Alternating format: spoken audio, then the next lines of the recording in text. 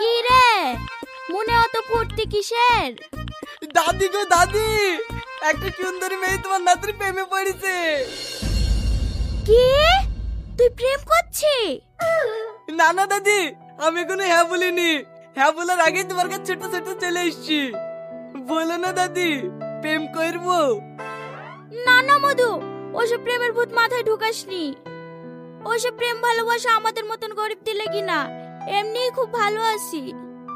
B করলে বল, ভালো একটা মেয়ে দেখে বিয়ে দিয়ে দিছি, তাই বলে ওসব মেয়েদের পাল্লে পড়ে জীবনটা নষ্ট করিসনি। না না দাদি, তুমি জানো না ও খুব ভালো মেয়ে। ও আমাকে বিশাল ভালোবাসে। বলো না দাদি, বলো না, ভালোবাসবো। ওটা বড় লোকের মেয়ে। জানিনি। বড় লোকের মেয়ে হলে একটু দূরে দূরে থাকিস মধু। ঠিক আছে দাদি, ঠিক আছে, তোমাকে লিখে দেখাবো। পাগল কোথাকার। বন্ধু কালা চাঁদ কি মায়া লাগাইছো, প্রীতি শিখাইয়া আমায় পাগল বানাইছো।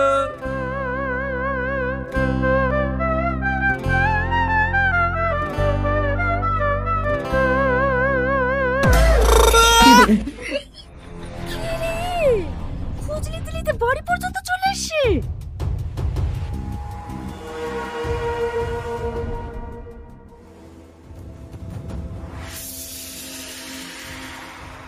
তুমি এখানে কি করতে এসো?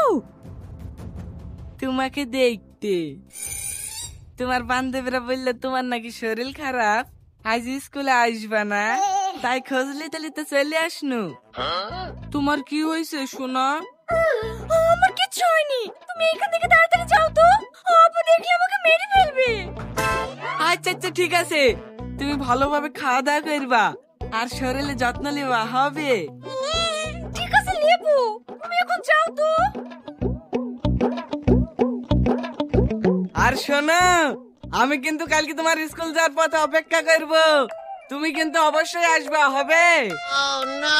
ঠিক আছে যাও তো। তোমাকে ছেড়ে যেতে ইচ্ছা করছে না জানো, এক প্যাকেট স্পেশাল মুড়ি বানিয়ে দেবো, বাড়ি থেকে বসে বসে খাবা। তুমি যাবো? আচ্ছা আচ্ছা ঠিক আছে, যাচ্ছি, আসবা কিন্তু।